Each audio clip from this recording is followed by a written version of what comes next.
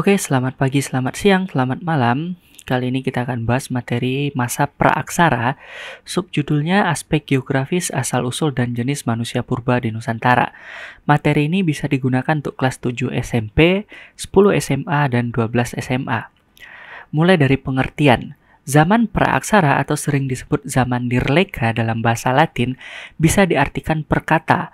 Pra itu artinya sebelum, aksara itu artinya tulisan.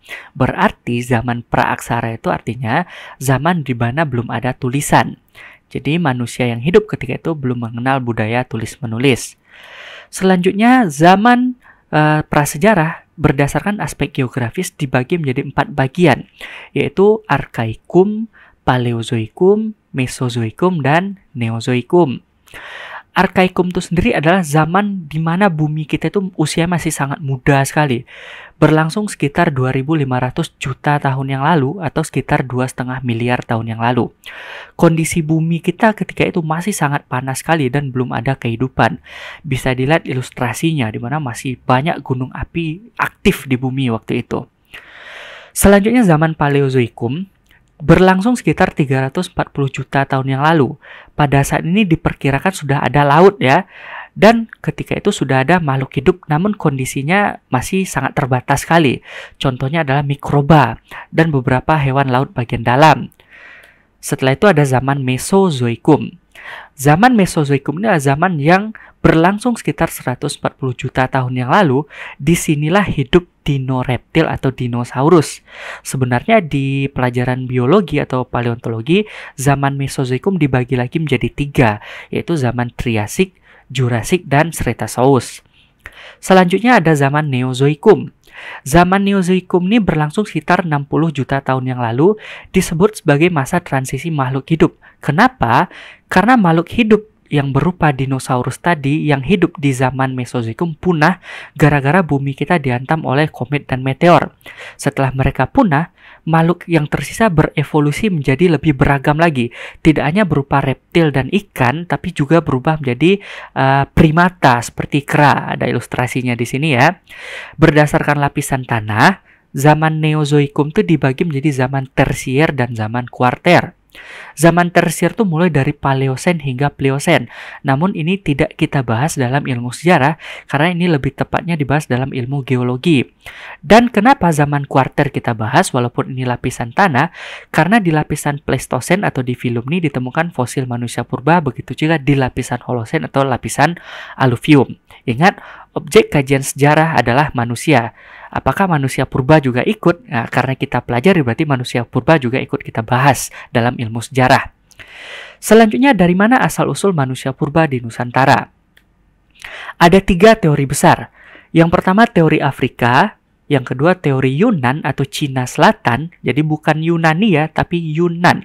Kalau dilihat di peta, Yunan ini berada di atas sedikitnya Myanmar. Dan yang ketiga teori Nusantara. Kita mulai dari teori Afrika.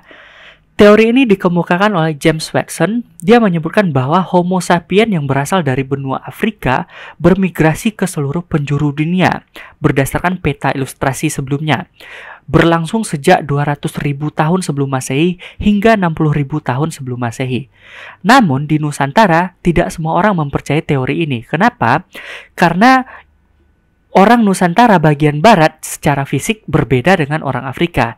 Namun orang Nusantara bagian timur memiliki kesamaan ciri-ciri fisik dengan orang Afrika. Jadi teori Afrika ini ada yang percaya, ada yang tidak. Kalau di Nusantara mereka tergolong ke dalam ras Melanesia, Austronesia ya. Sementara yang di bagian barat itu nanti ras Melayu kebanyakan.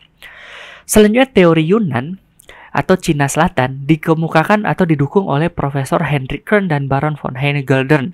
Mereka bilang bahwa mayoritas penduduk di Nusantara ini ya mirip kayak orang Yunan. Profesor Hendrik Kern bilang kemiripan itu bisa dilihat dari segi bahasa, yaitu bahasa Austronesia.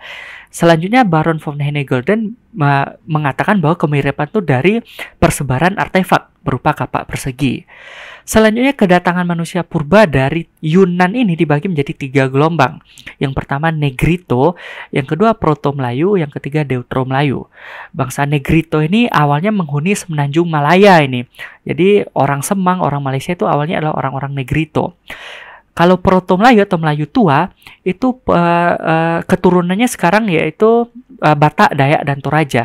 Kalau Deutero Melayu atau Melayu muda keturunannya sekarang Minang, Jawa, dan Sunda. Selanjutnya teori Nusantara. Teori ini kebalikan dari teori-teori sebelumnya. Didukung oleh Muhammad Yamin, Crawford, Himli, dan Sultan Takdir Ali Syahbana. Mereka mengatakan bahwa nenek moyang Nusantara itu ya berasal dari Nusantara sendiri. Kenapa mereka bilang seperti itu? Karena memang mayoritas penemuan fosil manusia purba itu berasal dari Nusantara, terutama di Pulau Jawa. Oleh karena itu mereka bilang manusia purba yang ada di bumi itu berasal dari Nusantara, bukan orang Nusantara yang berasal dari daerah lain. Jadi ini membalikkan teori-teori sebelumnya. Selanjutnya jenis-jenis manusia purba di Nusantara. Yang pertama ada Pithecanthropus erectus. Hidup sekitar 1,5 juta tahun yang lalu, fosilnya ditemukan pada tahun 1890 oleh Eugene Du Bois di lapisan Pleistosen Tengah di daerah Trinil, Jawa Timur. Fosil yang ditemukan itu berupa geraham dan tulang paha. Jadi bisa kita lihat inilah dia si Eugene Du Bois ini. Kayak kalau ini ilustrasi manusia purbanya ya. Lapisan Pleistosen Tengah itu adalah lapisan di mana tempat fosil-fosil sisa-sisa si Pithecanthropus erectus ini ditemukan. Pithecanthropus erectus ini sendiri pengertiannya adalah manusia kera yang berjalan tegak. Jadi erectus itu tegak ya, Pithecanthropus itu manusia kera. Selanjutnya, ciri-ciri dari Pithecanthropus erectus itu mampu berdiri tegak seperti manusia, namun secara fisik bisa diperkirakan wajahnya masih mirip seperti kera. Setelah itu ada Pithecanthropus robustus. Fosilnya ditemukan pada tahun 1939 oleh von Koningswald di lapisan Pleistosen bawah di daerah Trinil, Jawa Timur. Fosil yang ditemukan itu berupa tengkorak. Jadi bisa dilihat yang berwarna hijau, lapisan penemuan itu ada di Pleistosen bawah. Berarti lebih tua daripada si Pithecanthropus erectus. Kenapa? Karena teorinya semakin ke dalam tanahnya maka semakin tua usianya. Setelah itu Pithecanthropus mojokertensis. Berdasarkan namanya saja berarti bisa disebutkan ditemukan di daerah Mojokerto. Ditemukan pada tahun 1939 oleh von Koningswald di lapisan Pleistosen bawah dan masih lebih tua daripada si Pithecanthropus erectus tadi. Fosil yang ditemukan tuh berupa tengkorak yang berukuran kecil. Jadi diperkirakan anak-anak ya. Setelah itu Meganthropus paleojavanicus. Meganthropus, mega itu besar ya, Paleojavanicus, paleo itu tua, Javanicus di Jawa. Berarti manusia tua yang berukuran besar ditemukan di Jawa. Ditemukan pada tahun 1941 oleh von Koningswald di lapisan Pleistosen bawah di daerah Sangiran. Fosil yang ditemukan itu berupa rahang yang ukurannya sangat besar. Jadi ilustrasinya seperti ini ya. Kalau rahang ini direkonstruksi bisa jadi bentuk mukanya itu seperti ini. Jadi masih mirip seperti kera sebenarnya.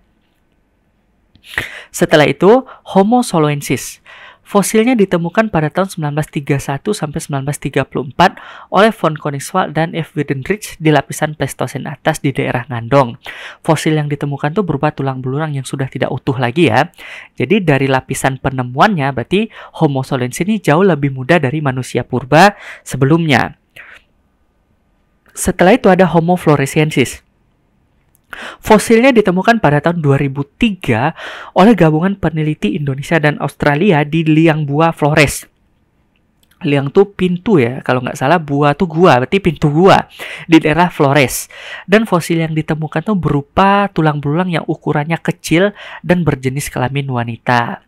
Selanjutnya ada Homo wajakensis. Dari namanya saja bisa diperkirakan ya, atau bisa dipastikan ditemukan di daerah Wajak.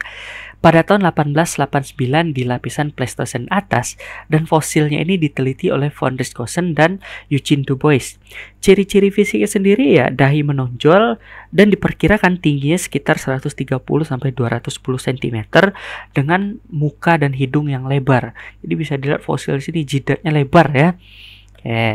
Dan yang terakhir ada ilustrasi bagaimana lapisan tanah dan tempat penemuan fosil tadi. Di sini ada rumah, di sini ada orang gitu ya. Dan Holosen adalah lapisan pertama atau lapisan terluar dari bumi. Di mana di lapisan Holosen ini ditemukan fosil Homo-homoan tadi. Ya, sejenis Homo sapien lah. Oh ya, untuk Homo sapien itu sendiri yang artinya manusia pintar, secara fisik mirip sekali dengan manusia modern seperti kita. Namun perbedaannya terdapat di kapasitas otak, di mana cc otaknya di bawah 1500. Selanjutnya ada Pleistosen atas. Di sinilah tempat ditemukan Homo solensis dan Homo wajakensis.